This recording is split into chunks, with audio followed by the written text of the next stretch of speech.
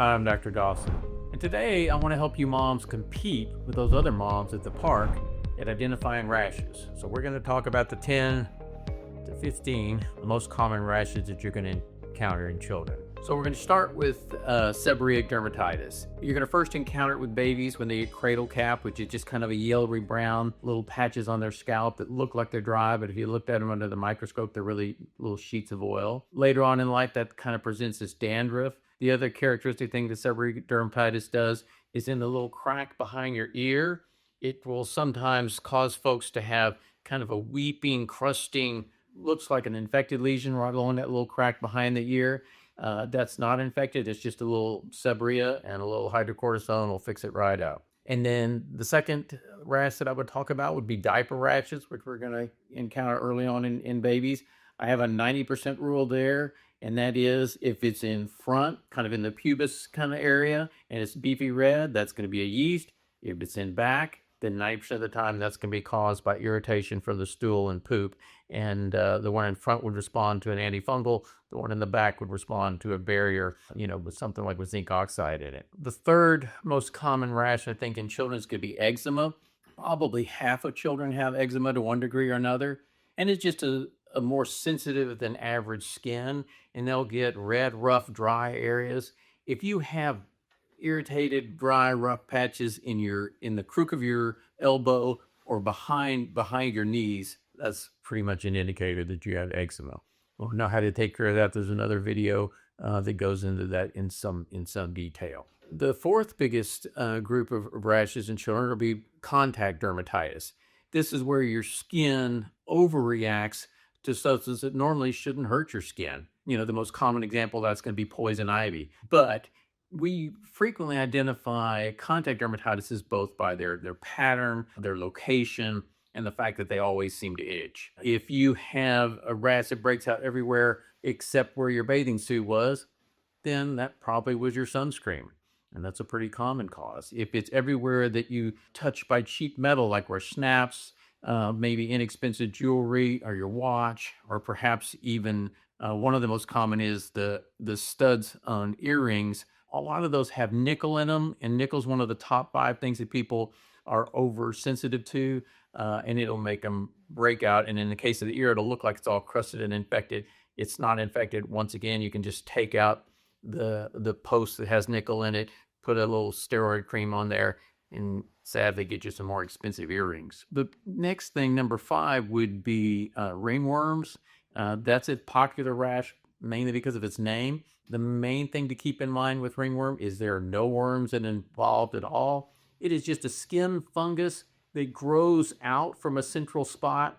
And as it grows out, your body battles it at the edge of where it's growing.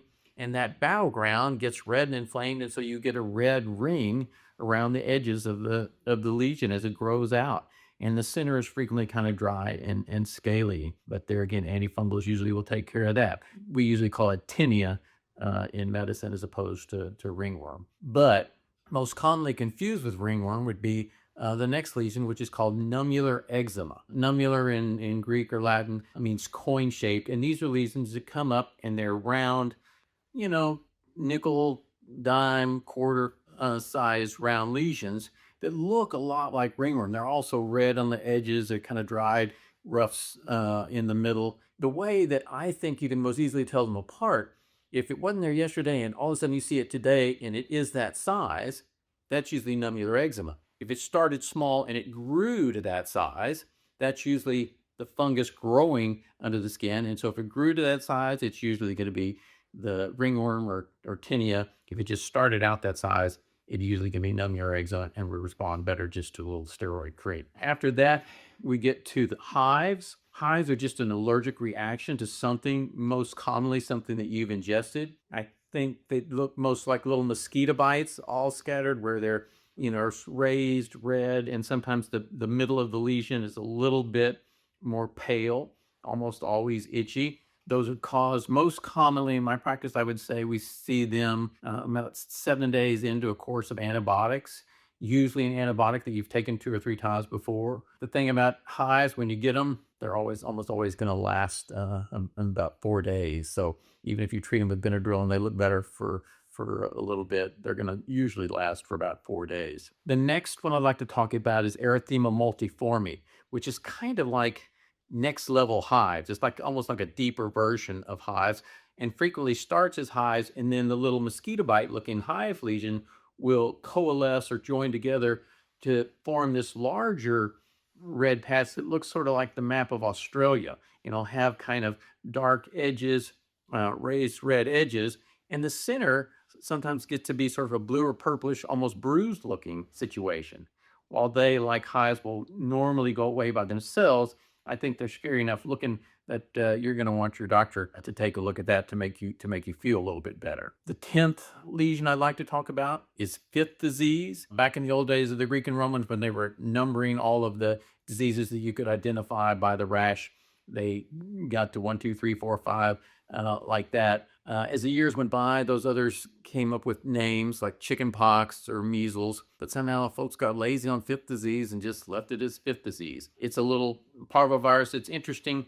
It starts out with red lesion on the face that kind of look like you've been slapped. It's called a slap cheek look, and that then is followed over the next few days with sort of a lacy rash on your shoulders and on your thighs. Illness, but for most folks, very mild and goes away in a few days. On its own. That rash is actually much more variable than the way we classically describe it, and so if you miss that one, don't let the moms at the park make you feel bad. It can be extremely variable. The 11th rash on our list is scarlatina, and scarlatina is a little red sunburn-like rash. It feels sort of like sandpaper or maybe goosebumps when you run your hands across it. It normally actually will start sort of in the diaper area and move out, and it's caused by strep, sometimes staph, but generally it's caused by strep. We changed the name to scarlatina. We used to call this illness scarlet fever, but since scarlet fever and rheumatic fever were both involved in strep infections, folks confused the two a bunch. Rheumatic fever is kind of bad. Scarlet fever, or now scarlatina, is really just a rash that some people get when they get strep, and it's not particularly important at all. So that's scarlatina. The next one, number 12, would be hand, foot, and mouth disease. And hand, foot, and mouth disease is just a Coxsackie virus that gives you little, almost ant bite-like looking lesions on your hands, your feet, usually your bottom also. They would have called it hand, foot, mouth, and butt disease, but that just didn't have a nice ring to it, so they left that off. And then on the roof of your mouth in the back, kind of where the little punching bag or uvula is hanging down, those would be little ulcers back there.